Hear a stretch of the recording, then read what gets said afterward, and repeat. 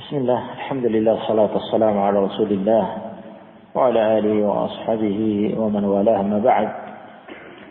Telah kita lewati ayat ke-8 dari surat Al-Mumtahanah yang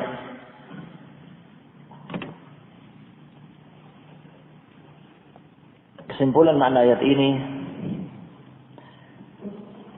sebagaimana telah kami nukil dari Ibnul Jauzi rahmatullah alaih dalam kitab tafsirnya Zadul Masir, bahwa al-mufassirun, ahli tafsir, mengatakan ayat ini merupakan rukhsah, keringanan bagi kaum mukminin untuk berbuat ihsan, berbuat baik, berbuat baik dan menyambung silah hubungan baik dengan orang-orang kafir, orang-orang musyrik yang hal itu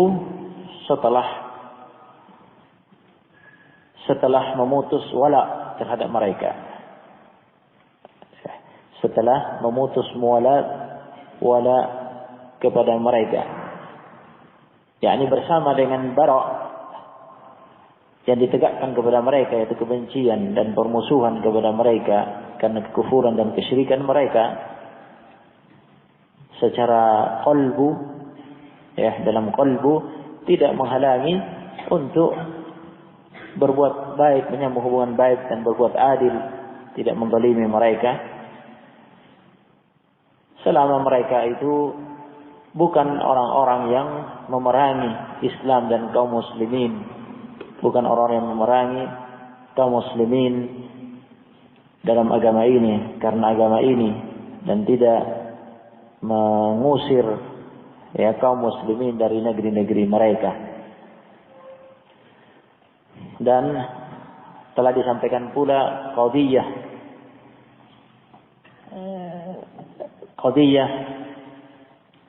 Asma bin Abi Bakar radhiyallahu ta'ala anhuma di masa Hudnah, Sulh Hudaybiyah, di masa perdamaian dengan Quraisy, perdamaian Hudaybiyah, Sulh Hudaybiyah, bahwa ibu Asma bin Abi Bakar datang dari Makkah ingin menyambung hubungan baik dengan putrinya dan membawakan hadiah. Kemudian Asma bin Abi Bakar radhiyallahu anha bertanya kepada Rasul alaihi salatu wassalam, dan Rasulullah SAW mengirimkan yang mengatakan na'am. Ketika dia bertanya asiluha, kata Nabi SAW, na'am, siliha, sambung hubungan baik dengannya, diizinkan untuk menerima hadiahnya dan memasukkannya ke dalam rumahnya dan menyambung hubungan baik dengan ibunya. Nah, kemudian Allah Subhanahu wa taala menegaskan kembali pada ayat berikutnya, ayat ke-9, bahwa yang haram adalah muwalat al-kuffar, al-wala lahum. Yang haram adalah menjalin hubungan muwalat, wala, loyalitas, saling mencintai dalam qalbu, dalam hati, yakni muslim mukmin dengan qalbunya, dengan hatinya mencintai orang kafir, orang musyrik, memberikan wala'nya, loyalitasnya, cintanya dan dukungannya kepada mereka, dengan mengatakan innama yanhaakumullah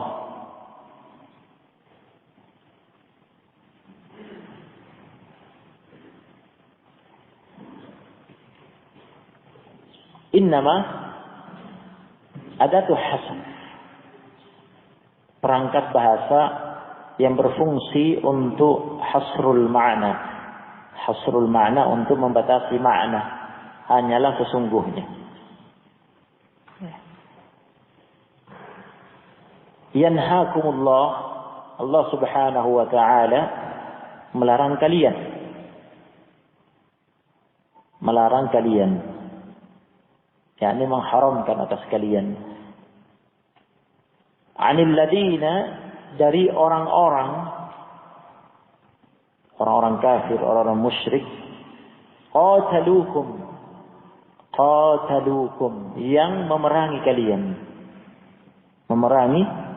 kalian fid din, dalam agama, wa akhrajukum min diyarikum,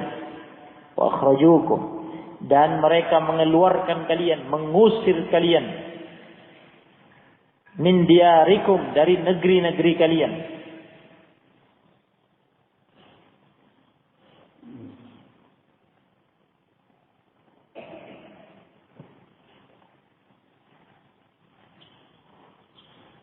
Wa dhaharu ala ikhrajikum. Yang ketiga, wa dhaharu ala ikhrajikum, ay awanu. Dhaharu bimakna awanu. Mereka ikut membantu kaum kafir ala ikhrajikum, atas perbuatan mengusir kalian keluar dari negeri kalian.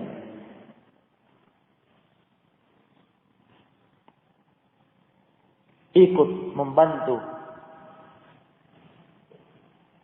menolong orang kafir, orang musyrik atas perbuatan mengusir, mengeluarkan kalian dari negeri kalian.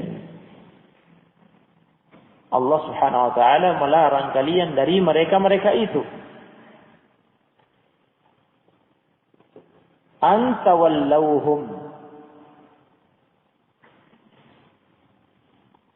sama dengan ayat sebelumnya yang telah kami nukil dari Al-Qurtubi dalam tafsirnya, bahwa an ini masdariyah, kemudian fi'il ya tawallau,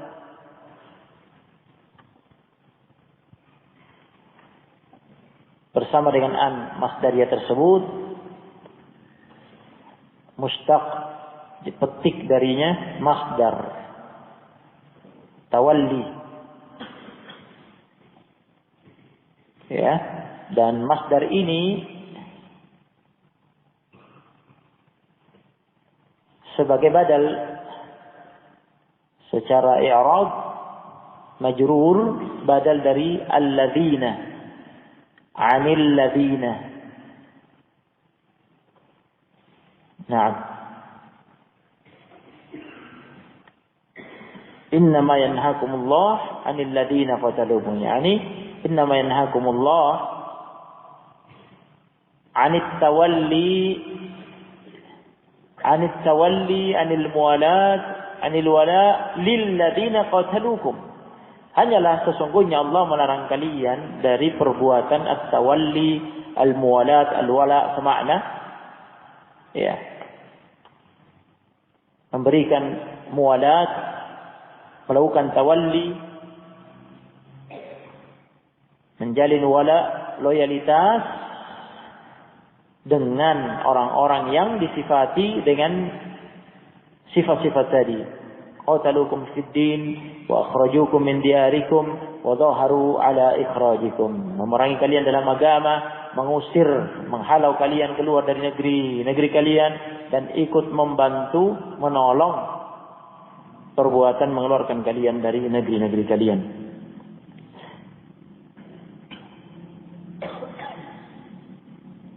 Kemudian Allah Subhanahu wa taala mengulangi kembali, mentakkid, menekankan, menegaskan kembali hukumnya dengan mengatakan wa may yatawallahum fa ulaika humuz zalimun. Wa may yatawallahum, barang siapa memberikan muwalat, melakukan tawalli, menjalin wala, loyalitas dengan mereka itu, hukumnya faulaika, maka mereka lah orang-orang yang tergolong humul zalimun, orang-orang yang zalim. Orang-orang yang zalim.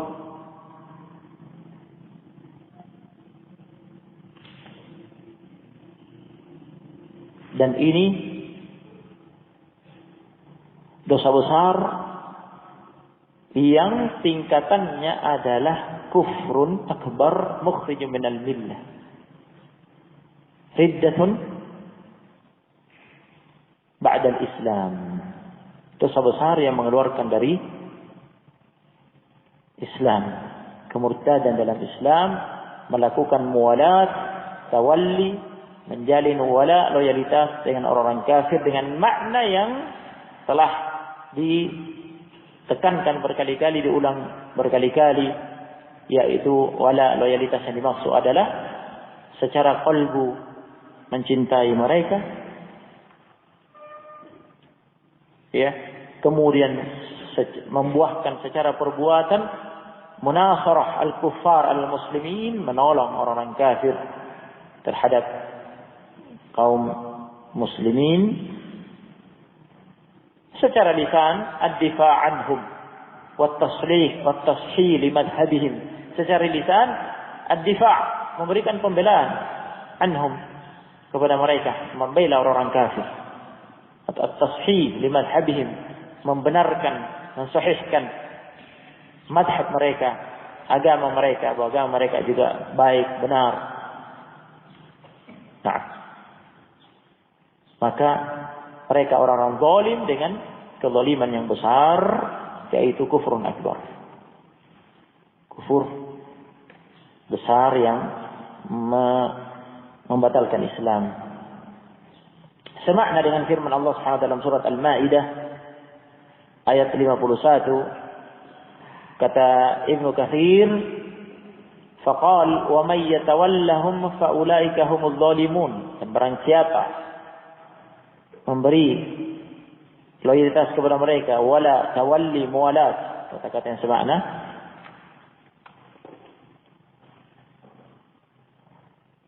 fa ulaika humul zalimun, ka qaulih, seperti firman Allah dalam surat Al-Maidah ayat 51, ya ayyuhalladzina amanu, hai orang-orang beriman, la tattakhidul yahuda wan nasara, jangan kalian mengangkat, menjadikan orang-orang Yahudi, orang-orang Nasara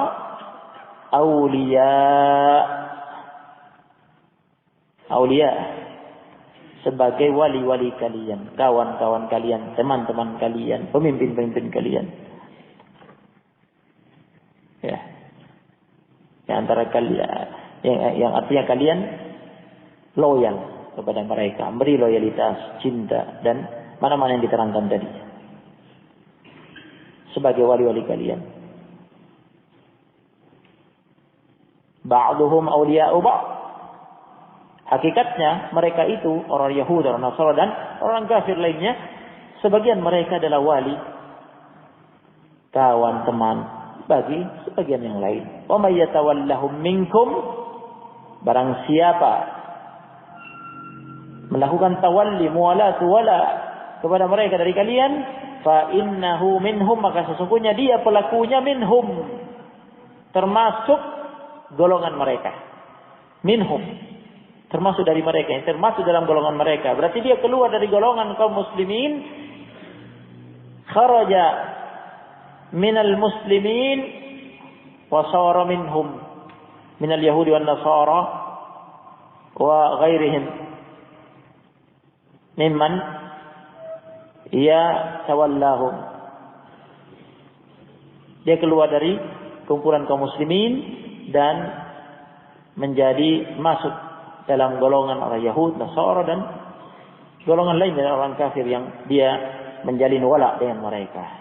Innallaha la yahdil qaumadz zalimin. Sesungguhnya Allah tidak akan memberi petunjuk kaum yang zalim.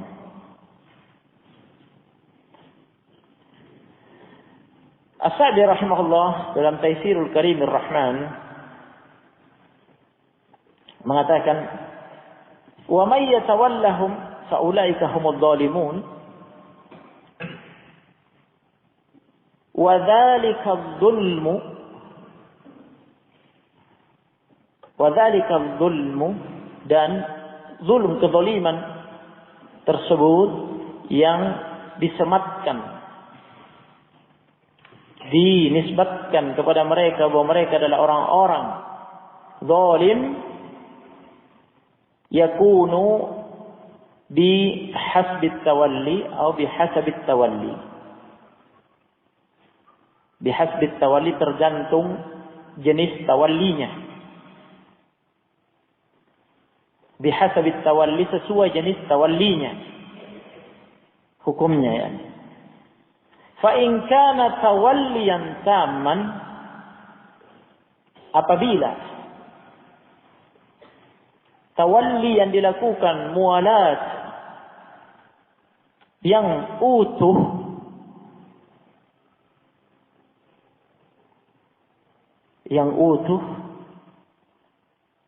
sara dzalika kufran, hal itu menjadi kekufuran, mukhrijan, kekufuran yang mengeluarkan an dairatil Islam, dari lingkaran Islam.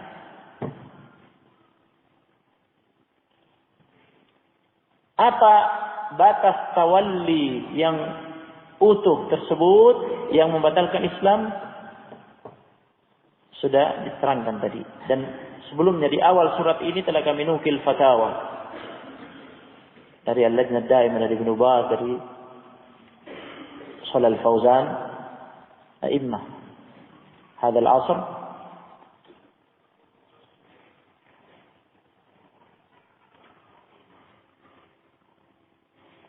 dari ulama hadzal asr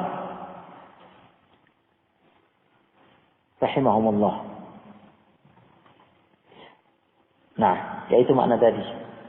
Apabila memberikan hati, qalbu kepada mereka, memberikan cinta kepada mereka, secara hati, qalbu mencintai mereka. Nah,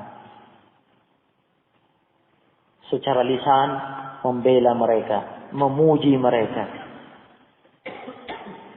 membenarkan agama mereka, mazhab mereka. Secara perbuatan menolong mereka, membantu mereka dalam memerangi kaum muslimin, dalam menghadapi kaum muslimin, dalam menghadapi kaum muslimin untuk kehancuran kaum muslimin. Ini jelas. Nah, ini merupakan wala yang utuh yang mengeluarkan dari Islam. Wa tahta dzalika, kata Sa'di rahimahullah, tahta dzalika min al-maratib ma huwa ghalidh. Wa tahta dzalika min al-maratib ma huwa ghalidh. Dan di bawah tingkatan itu ada maratib, ada tingkatan-tingkatan tawalli, ya, yang hukumnya keharamannya ghalidh, keras, termasuk ya besar dan keras hukumnya, wa ma huwa duna dzalik, dan ada yang lebih rendah dari itu.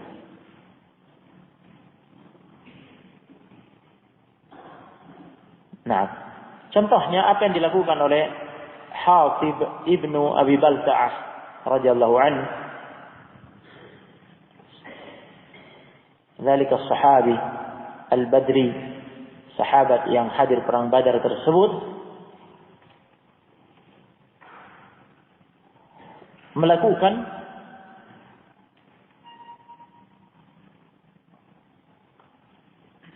salah satu tawalli yang haram, dukungan yang haram, dengan perbuatan, tapi tidak dengan kalbunya,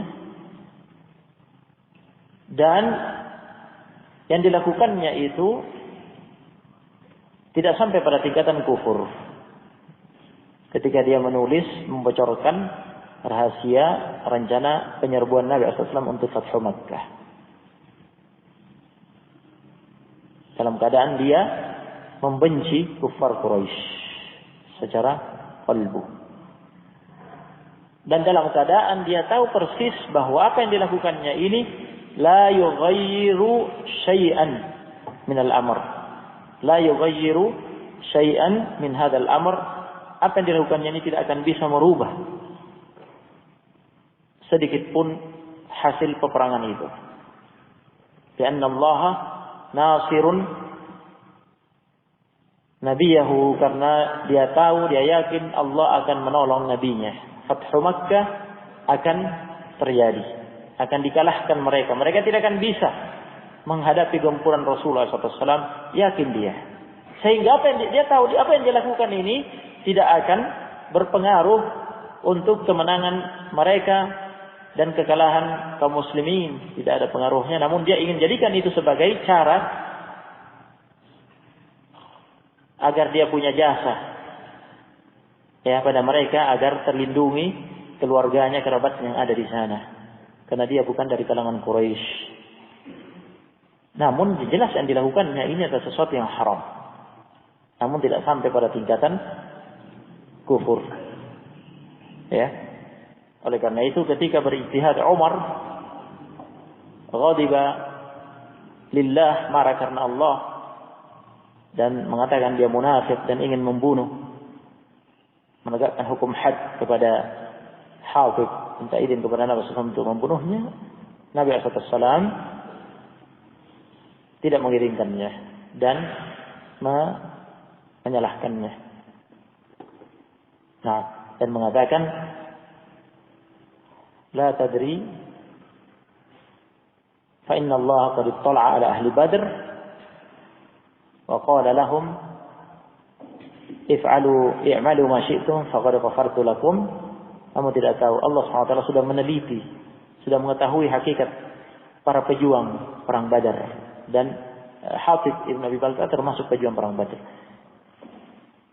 Mereka orang-orang yang diakui keimanannya. Sehingga Allah mengatakan kepada mereka, lakukanlah, berbuatlah semau kalian, faqad ghafartu lakum, maka sungguh aku telah mengampuni kalian. Yakni dosa Hatib ibn Abi Balta'ah yang dilakukannya itu,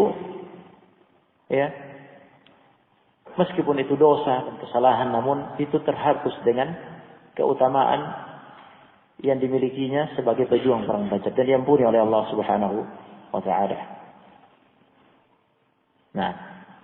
Ini menunjukkan bahwa ada yang tidak sampai pada tingkatan kufur mukhrij minal millah.